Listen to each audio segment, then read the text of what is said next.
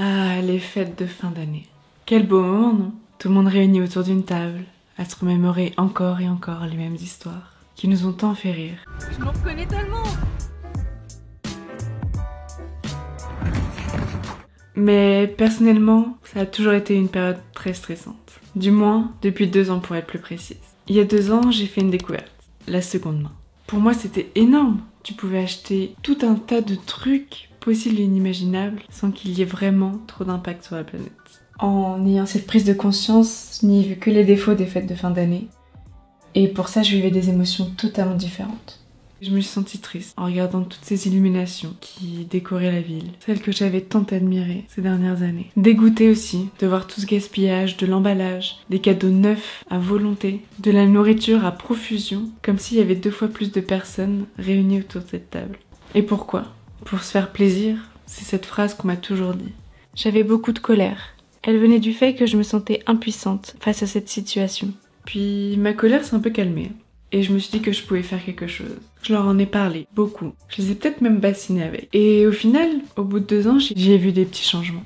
Le fait que moi, je fasse quelque chose, le fait que moi, je prenne des initiatives à acheter des cadeaux d'occasion, à éviter les emballages, à trouver d'autres alternatives au final, j'ai remarqué quand même quelques petits changements. Et ça fait plaisir.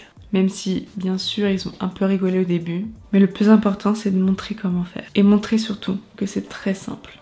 Après tout ce blabla, je me suis posé une question. Est-ce qu'on peut vraiment tout acheter d'occasion? Moi, je pense que la réponse, elle est oui. Et non. Dans un sens, oui, tu peux tout trouver de seconde main. Et je pense qu'il y a plein de choses que tu n'imagines même pas qui est possible de trouver. Je suis convaincue qu'on peut trouver au moins 90% des cadeaux de Noël d'occasion. Mais il faut se l'avouer, si on cherche vraiment quelque chose de très précis, c'est quand même assez compliqué de le trouver d'occasion. Mais on peut avoir des surprises. Allons donc voir comment ça marche. Ma relation avec la seconde main n'a pas toujours été parfaite. Avant, j'achetais énormément de neuf et passer à la seconde main me faisait vraiment peur. Je trouvais que j'avais la sensation de sauter dans l'inconnu en fait, parce que j'avais aucune clé, personne de mon entourage ne connaissait. Ce que je retiens, c'est que l'inconnu fait peur. Je sais donc maintenant que l'information est la clé pour que les gens se mettent à la seconde main. Laisse-moi alors te présenter tout ce que je sais sur le sujet. La seconde main, moi je la vois comme ça. Pour moi, tu as 2 supports. Tu as les sites internet et de l'autre, les boutiques solidaires. Tu as les boutiques solidaires qui, elles, sont un peu comme un vide-grenier géant. C'est-à-dire que tu trouves de tout, mais tu sais pas sur quoi tu vas tomber. C'est un peu comme de la loterie au final. Tu as de la vaisselle, des objets, des meubles, des vêtements. Tu as des jouets, des jeux pour enfants et adultes, de l'outillage, de l'électronique, de l'électroménager, du jardinage, tout ce que tu veux. Pour le coup, c'est vraiment des boutiques très peu chères, à quelques euros. Je dirais même que c'est même moins cher que les sites de seconde main. Ce qui me fait dire ça, c'est une histoire que j'ai vécue il y a vraiment pas longtemps. Il y a 2 semaines, j'ai été à Emmaüs et j'ai trouvé la même machine à coudre que j'ai chez moi. La mienne, je l'ai achetée il y a 3 ans neuve à 350 €. J'ai regardé sur le site Le Bon Coin, maintenant elle est à 220 et quelques. Et là, à Emmaüs, ils la vendaient neuve, sous blister, jamais ouverte. J'imagine que c'est une sortie d'usine, quelqu'un qui ne s'en est jamais servi. Elle était à 97 €. Si ça, c'est pas de la magie, je sais pas ce que c'est en fait de la magie. Je ne vais pas t'expliquer comment fonctionnent les boutiques solidaires, c'est comme les boutiques classiques. Tu y vas, tu achètes et tu ressors. Il faut juste être ouvert d'esprit et farfouiller un peu. Les sites internet, il y a plein de sortes différentes. Tu vas avoir les sites de reconditionnés, des experts qui les reconditionnent et les remettent à neuf. Tu as les créateurs et les chineurs qui vont chercher à ta place et te proposer des objets qu'ils ont trouvés d'occasion. Mais du coup, ils ont vraiment cherché leur histoire, la qualité, etc. Et tu as aussi les sites de seconde main où les particuliers vendent les objets qu'ils ont chez eux sur le site. C'est un peu comme un vide-grenier en ligne.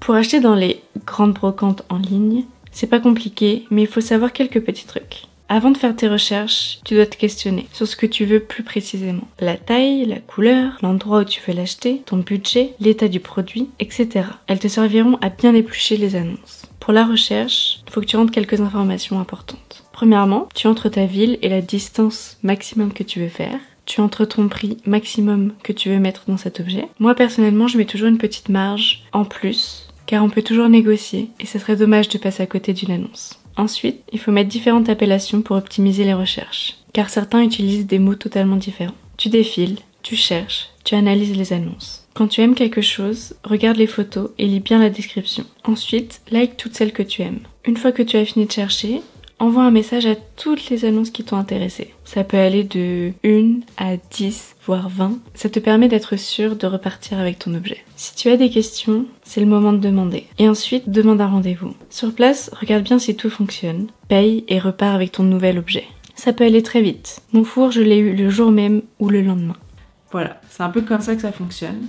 Si tu veux en savoir plus, j'ai écrit un magazine qui regroupe toutes les bases et tout mon savoir sur la seconde main.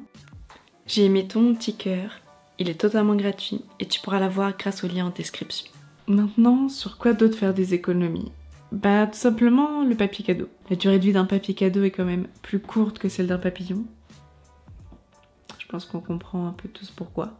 J'ai 4 techniques en tête à te présenter. La première, le recyclage de vieux papier, de journal ou de carton. La deuxième, emballer tes cadeaux avec du tissu, style baluchon ou papier cadeau, que tu réutilises chaque année. La troisième, c'est Loïc qui a eu l'idée de le faire avec des vêtements et je trouve ça vraiment rigolo. Ça peut même faire tout un tas de cadeaux rigolos au pied du sapin. La quatrième, et pour finir, la création de petits et grands pochons, ultra faciles à faire, où tu y glisses ton cadeau. Tu le devines peut-être, mais un tuto arrive. Ma mère m'a demandé d'en faire un pour mes neveux. C'est parti. Vous pouvez trouver des draps à Emmaüs pour 1 €. Du coup, j'ai choisi ce merveilleux drap Mickey, Picsou et compagnie. Ça vous fait assez de tissu, je pense, pour faire peut-être des pochons pour toute votre famille. De la corde, n'importe laquelle. De quoi coudre. Machine à coudre, aiguille, fil, un peu de tout. La première étape, c'est les mesures. Donc pour ça, tu prends ton cadeau. On va dire que c'est ça. C'est un cahier de dessin. J'ai bien mesuré tous les côtés de mon cadeau et j'ai rajouté au moins 10 bons centimètres de chaque côté pour être sûr que le cadeau rentre. J'ai plié le drap en 2 et découpé tout d'un coup. Ensuite, tu traces tes repères de découpe, que tu viens découper évidemment. Je me suis rendu compte que mes motifs étaient à l'envers. C'est pour ça que j'ai séparé les 2 bouts et retourné mon tissu à l'envers. L'objectif de ces petits sacs, c'est d'avoir 2 carrés de tissu que tu couds l'un en face de l'autre, endroit contre endroit. Mais tu laisses une marge sur le haut d'environ 7 cm pour faire un repli où passera les cordons. Pour ça, tu replies 2 fois ton tissu sur lui-même et tu couds. Ici et ici. Attention quand tu couds à ne pas prendre celui qui est derrière en même temps. Avec nos 2 bouts de tissu, on les met endroit contre endroit et je vais coudre tout le long en laissant juste une petite marge ici pour pouvoir coudre l'ourlet et passer le cordon.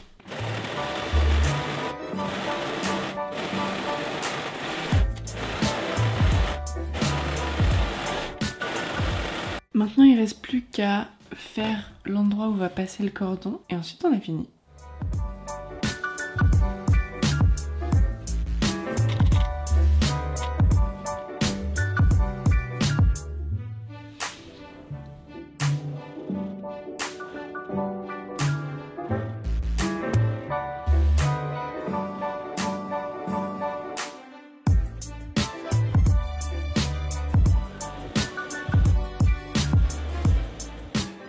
Bon, on est le lendemain, et ma personne s'amusait beaucoup trop à écouter de la musique. Du coup, c'est moi qui prends le relais.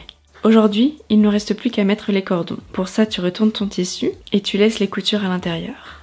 La taille des cordons doit faire le double de là où ils vont passer. Et il nous faut 2 cordons de la même taille. On les enfile par le trou, et l'objectif c'est d'en avoir un qui passe, comme ça, et l'autre qui passe pareil, mais dans l'autre sens. Donc, tu te retrouves à la fin avec 2 ficelles qui dépassent, de chaque côté. Et tu fais un nœud au bout de chacun, et voilà, c'est fini.